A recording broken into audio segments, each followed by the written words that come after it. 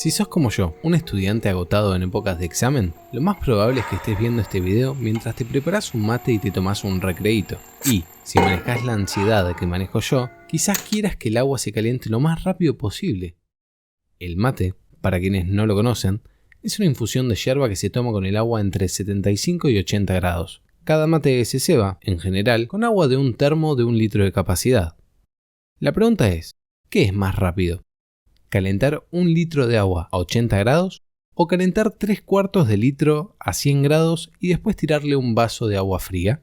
Jugátela, pausa el video y comenta lo que tu intuición te diga. Posiblemente en tu casa tengas una pava eléctrica que uses para calentar el agua. ¿Cómo funciona? Es una resistencia eléctrica por la cual pasa corriente y se disipa en forma de calor en la placa metálica que tiene al fondo. Dentro de la pava hay un termostato cuya temperatura es la que seleccionás con la perilla y es el que le indica a la pava que tiene que terminar cuando se alcanzó la temperatura deseada. Es bastante simple. La pava va a tener que partir de agua a temperatura ambiente y va a tener que llegar a la temperatura seteada. ¿Cómo va a ser el recorrido?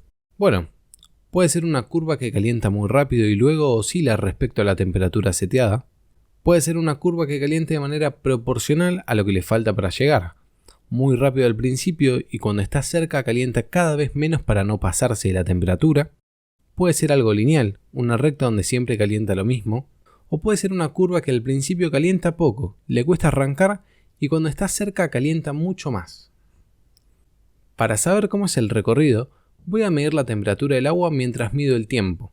Una vez con 1 litro de agua a 80 grados y otra con 0,75 litros de agua a 100 grados. Para eso, voy a colocar una termocupla dentro de la pava, bien en el centro, que me va a permitir medir la temperatura, y voy a medir el tiempo con un cronómetro.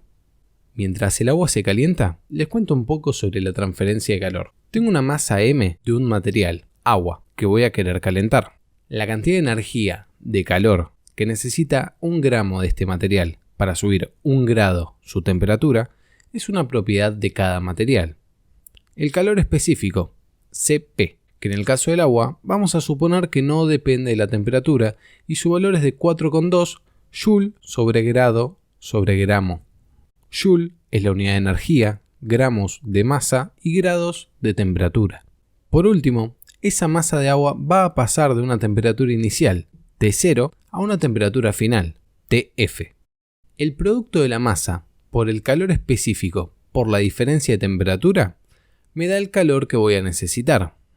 Este calor es igual a la potencia que entrega la pava por el tiempo de su funcionamiento.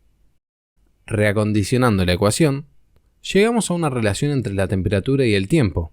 De hecho, esta es la ecuación de la recta que vamos a ver graficada. Con nuestros datos podemos trazar la recta de mejor ajuste y obtener una pendiente.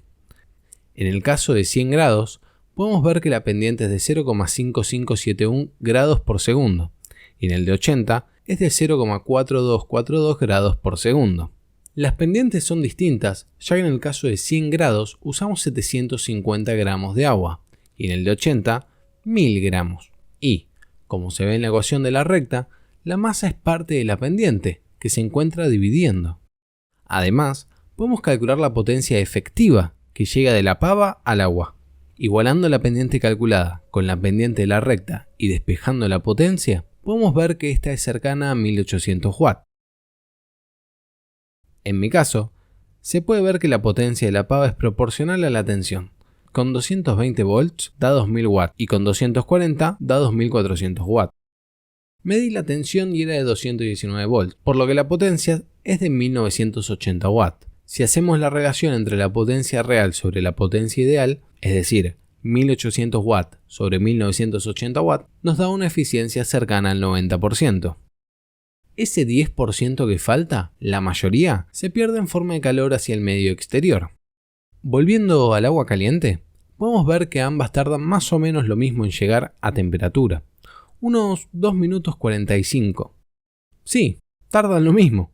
Por otro lado, si no me crees que mezclar 0,75 litros de agua hirviendo con un vaso de agua a temperatura ambiente da agua a temperatura ideal para el mate, acá lo puedes ver. Pero, ¿por qué sucede esto? porque se llega a un equilibrio térmico. Cuando mezclo una masa A de un material a una temperatura A con otra masa B del mismo material a una temperatura B, al final voy a tener la suma de ambas masas a una temperatura C. Como la densidad del agua es de 1 kg por litro, reemplazando 0,25 kilos a 20 grados más 0,75 kilos a 100 grados nos da 1 kilo a 80 grados.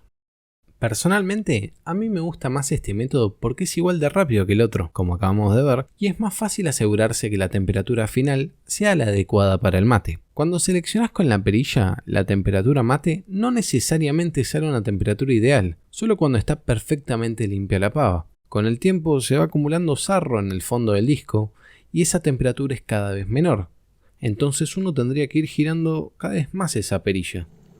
En cambio, cuando haces hervir el agua, con el burbujeo te das cuenta que estás a una temperatura cercana a los 100 grados.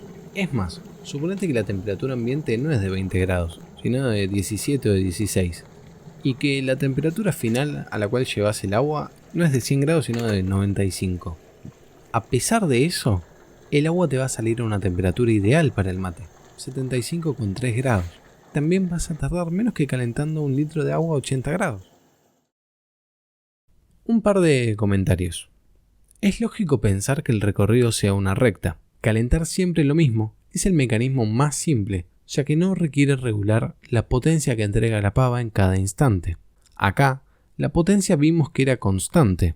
Hay equipos que poseen controladores de temperatura de potencia variable. En ese caso, el análisis y sus resultados serían distintos.